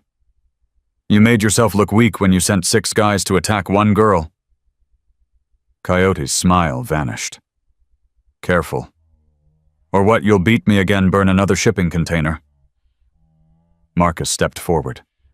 His fear was gone now, replaced by something else, something cold and hard. You've been trying to scare me for a week, threatening my son, burning my past, sending your boys to intimidate me. He stopped 3 feet from Coyote. It didn't work. Coyote tilted his head. You're either very brave or very stupid. Everyone keeps saying that. Which one is it? Both. Coyote laughed, a short, sharp sound. I like you, Marcus, I really do. You've got more guts than most of the men who work for me. I'm not here to make friends. No, you're here to make a deal. Marcus nodded. I'm listening. Coyote circled him slowly. You said you could deliver Elena Reyes, the biker princess, Victor's little girl. I said I could get you a meeting with her. Same thing? Not exactly. Coyote stopped. Explain. Marcus took a breath. This was it. The moment everything hinged on. Elena feels guilty about what happened that night, about the fact that I got hurt protecting her. So she wants to talk to you, face to face. She wants to understand why you came after her. Coyote's eyes narrowed. That's insane. Why would she want to talk to me? Because she's not like you. She doesn't understand hate. She thinks if she can just talk to you, she can make you see that what you did was wrong. Coyote stared at him. She's that naive. She's that kind. Coyote laughed again. Longer this time. And what do you get out of this? You leave me and my son alone. Forever. We disappear. You never see us again. That's it. That's it. Coyote thought about it. Marcus could see the wheels turning. The greed. The hunger. The desire for revenge warring with suspicion. Where would this meeting happen? Wherever you want. And Victor. Victor doesn't know. Elena's doing this behind his back. Coyote's smile returned.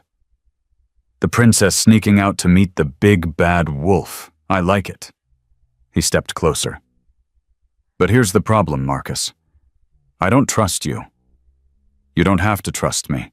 You just have to want her badly enough. Oh, I want her. I've wanted her since the moment Victor burned down my stash house. His voice dropped. But I'm not stupid. You show up here offering me exactly what I want. That's too convenient. Marcus felt his heart rate spike. It's not convenient. It's desperate. I'm trying to save my son. Are you trying to set me up? Coyote reached out and grabbed Marcus's jacket. Let's find out. He ripped the jacket open. Buttons flew. The wire tumbled to the floor. Marcus's blood went cold. Coyote picked it up, examined it, then looked at Marcus with those dead eyes. A wire? You're wearing a wire. Marcus didn't move, didn't breathe. The DEA, Coyote asked. FBI, who sent you? Marcus said nothing. Coyote nodded to his men. Search him. They grabbed Marcus, threw him against a pillar, patted him down roughly. He's clean, just the wire. Coyote walked over, stood inches from Marcus's face. You know what happens to rats, Marcus. I'm not a rat. You're wearing a federal wire. What do you call that? I call it justice. Coyote hit him, hard, across the face. Marcus's head snapped to the side. Blood filled his mouth. Justice. Coyote spat. There's no justice. There's only power. And right now I have all of it. He pulled a gun from his waistband. Any last words? Marcus looked at him. Yeah. You talk too much. Coyote frowned. What? The warehouse doors exploded inward. Flashlights, shouting, the thunder of boots on concrete. DEA, don't move. Coyote spun. His men raised their weapons. Shots rang out. Marcus hit the floor, covering his head. Everything happened in seconds. Coyote's men went down. Agents swarmed in from every direction. And then it was over. Marcus looked up. Agent Reyes stood over Coyote, gun pointed at his head. Carlos Coyote Mendez, you're under arrest for drug trafficking, kidnapping, conspiracy, assault, arson, and about 15 other charges we're still counting. Coyote lay on the ground, hands cuffed behind his back. His face was twisted with rage. He was wearing a wire, I found it. I destroyed it. Agent Reyes smiled. You found one wire, but Marcus wasn't our only source tonight. She pointed to the shadows. A figure stepped forward. Goldtooth, the scorpion from the hospital, his arm in a sling, his face pale. Carlos Mendez, I've been recording everything you've said and done for the past 3 years. Coyote's face went white. You're lying. He's not, Agent Reyes said. Mateo has been our informant since we arrested him 2 years ago. Everything you said tonight, everything you did, we have it all. She leaned down. You're done, Coyote. Forever. Marcus pushed himself to his feet. His head was spinning. Blood dripped from his lip. But he was alive. Agent Reyes walked over. You okay? I've been better. You did good, Marcus. Really good. He found the wire. The plan failed. The plan worked perfectly. You distracted him. You made him talk. You gave Mateo time to get everything we needed. Marcus stared at her. You knew he'd find the wire. We hoped he would. His arrogance is his weakness. The moment he thought he'd caught you, he let his guard down. She put her hand on his shoulder. You were never the trap, Marcus. You were the distraction. Marcus didn't know whether to laugh or cry. You could have told me. If we told you, your reaction wouldn't have been genuine. Coyote would have seen through it. She almost smiled. For what it's worth, I'm sorry. Don't be. It worked. 2 agents led Coyote past them. He stopped when he saw Marcus. This isn't over. Marcus looked at him. Really looked. And for the first time, he didn't see a monster. He saw a scared, broken man who had lost everything. Yeah, it is. You just don't know it yet. They took Coyote away. Marcus stood there watching until the police cars disappeared into the night. Then he pulled out his phone and called Victor. It's done. Victor was there within 20 minutes. He found Marcus sitting on the curb outside the warehouse, head in his hands. Marcus. Marcus looked up. Victor's face was hard to read. Relief. Gratitude. Something else.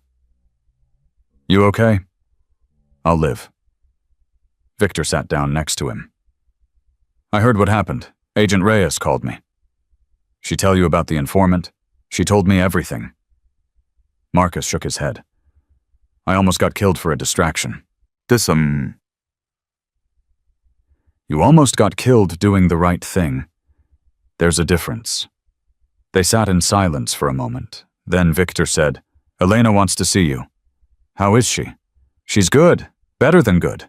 She's been on the phone all night calling everyone she knows, telling them it's over. The women she recruited, they're ready to testify. All 7 of them. Coyote's going away for a long time.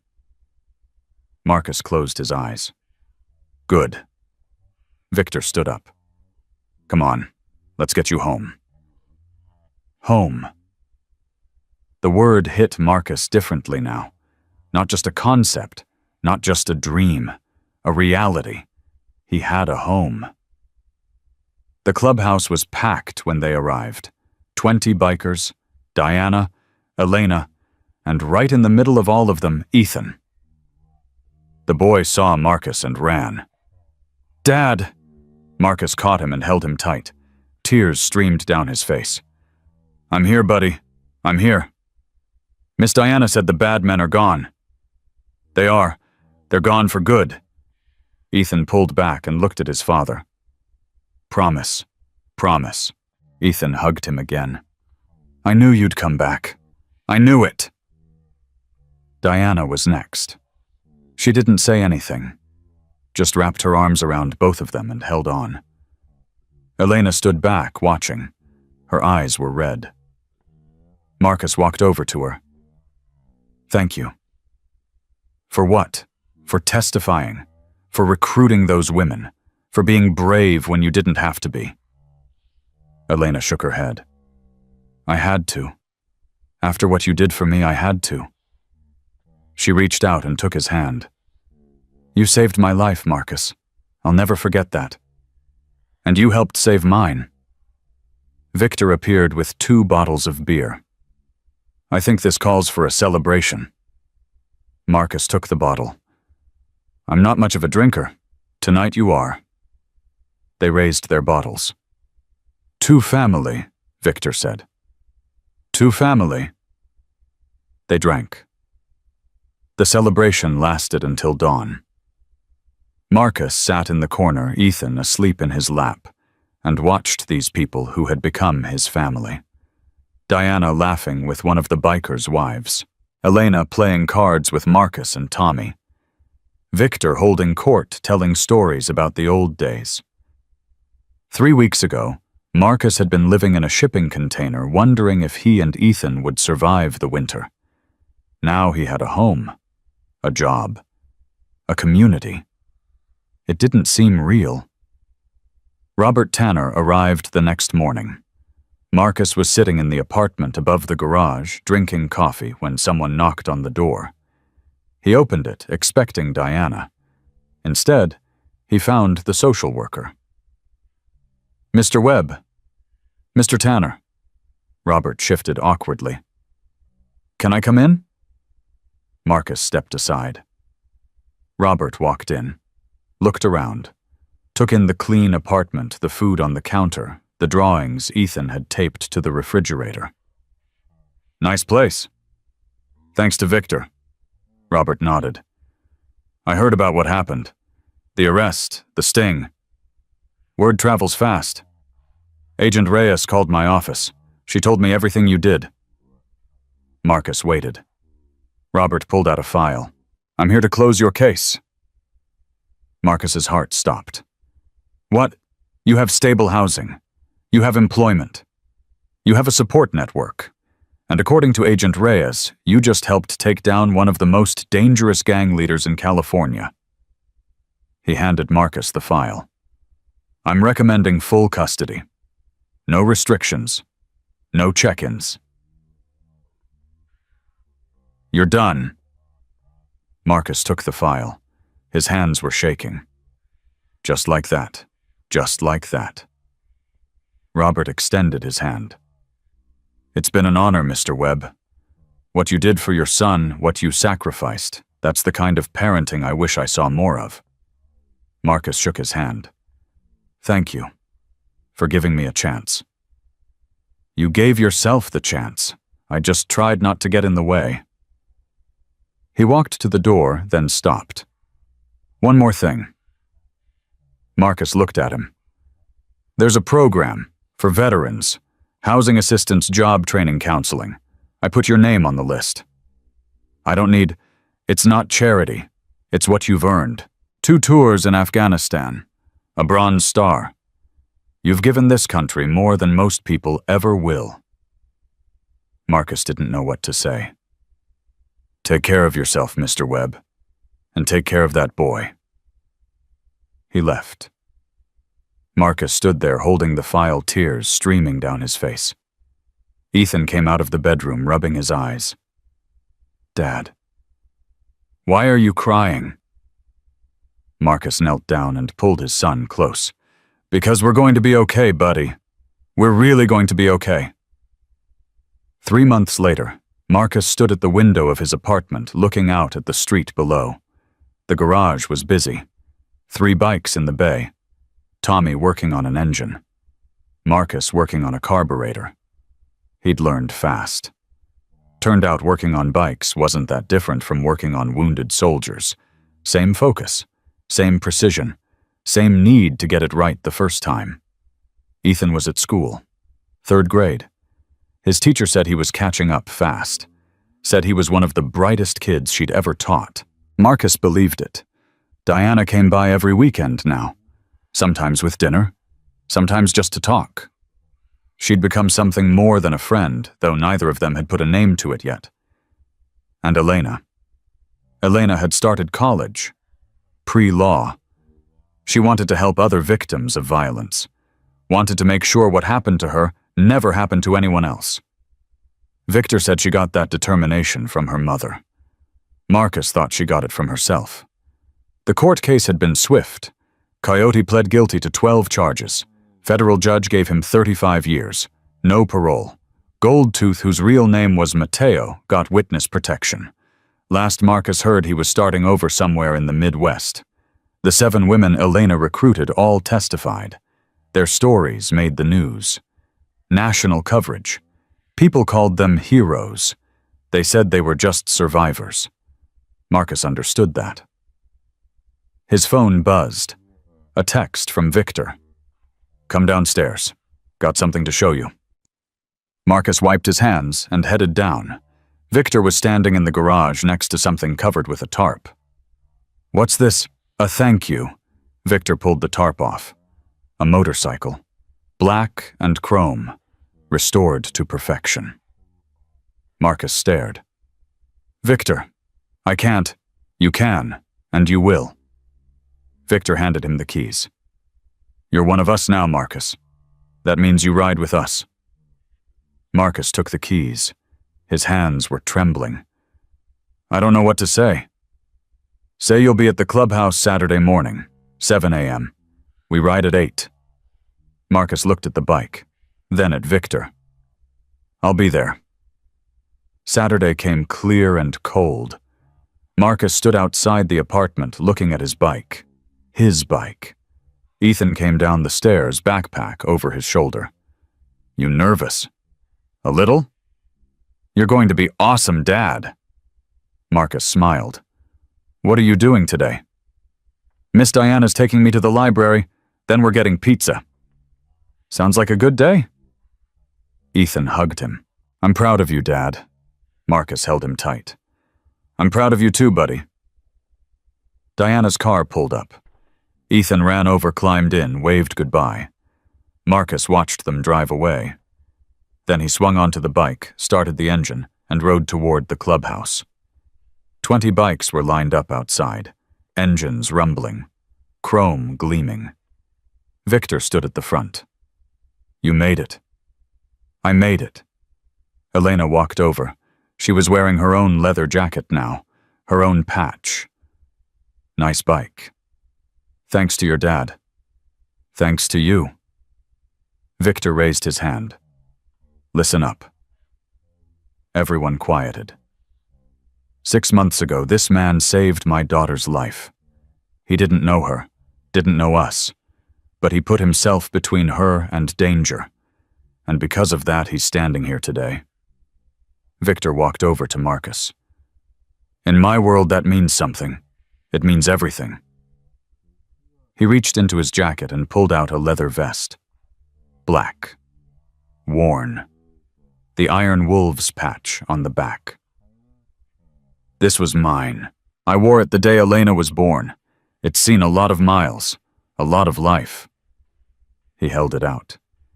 "Now it's yours." Marcus took the vest. His hands were shaking. He slipped it on. It fit perfectly. On the back, stitched beneath the patch, were the words, "Protected by blood, earned by heart." Victor stepped back. "Welcome to the family, brother." The bikers started their engines. The sound rolled like thunder. Marcus climbed onto his bike. Victor grinned. "Let's ride." They rode through Bakersfield, out past the city limits into the hills where the air was clean and the sky went on forever. Marcus rode in the middle of the pack, wind in his face, brothers beside him. He thought about everything that had led him here, the loss, the pain, the years of struggle. The night he heard Elena scream. He thought about Sarah, about the photograph that had survived the fire, about the love that had never died. He thought about Ethan, about the boy who had trusted him through everything, who had never stopped believing. And he thought about himself, the man he used to be, the man he had become. They pulled off the road at an overlook. The valley spread out below them, endless, beautiful. Victor came to stand beside him. "You know why we ride?" Marcus shook his head. "Because out here nothing else matters. Not the past, not the fear, not the pain, just the road and the people beside you." Marcus looked at him. "I never thought I'd have this again." "Have what? A reason to keep going." Victor nodded. "You found it, though." "No, it found me." They stood there in silence. Then Victor said, "You did good, Marcus. Real good." "I just did what anyone—" "Stop." Victor's voice was firm but kind. "Stop saying that. What you did not many people would do. Most would have walked away. Most would have chosen safety." He put his hand on Marcus's shoulder. "You're not most people, and it's time you believed that."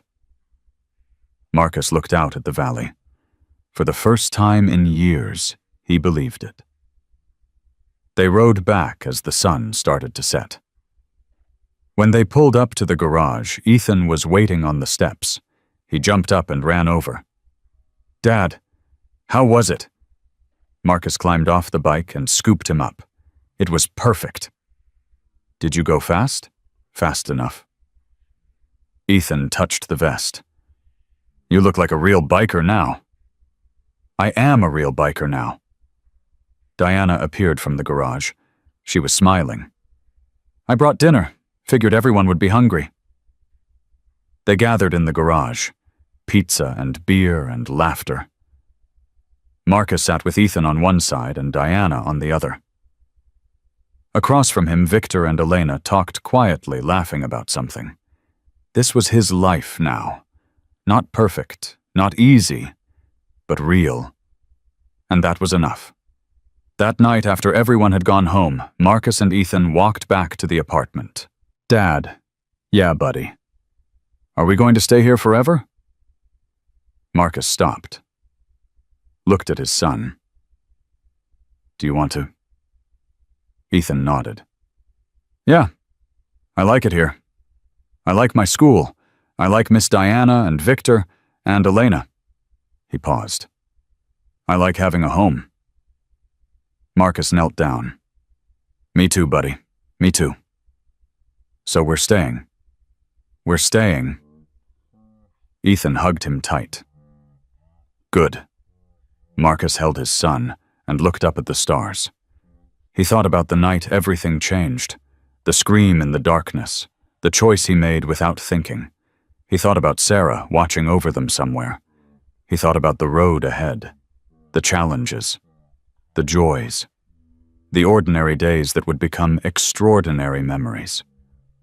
And he knew with absolute certainty that he was exactly where he was supposed to be. Later that night, Marcus stood at the window of the apartment. The garage was dark. The bikes were lined up outside, silent and still. Ethan was asleep in his bed. A real bed. In a real home. The photograph of Sarah sat on the nightstand beside him. Marcus pressed his hand against the glass and smiled. Sometimes the people who save others are the ones who needed saving most. And sometimes the family you find is the one that finds you. Marcus Webb had spent 3 years running. 3 years surviving. 3 years fighting to keep his son alive. But he wasn't running anymore. He had a home, a job, a community. He had brothers who would ride beside him and a woman who believed in him. He had his son safe and happy for the first time in years. And he had himself, the man he'd become, the hero he never knew he could be. The past was behind him now. The future was waiting. And for Marcus Webb, former homeless veteran survivor father and brother, the road ahead had never looked brighter. He was finally home.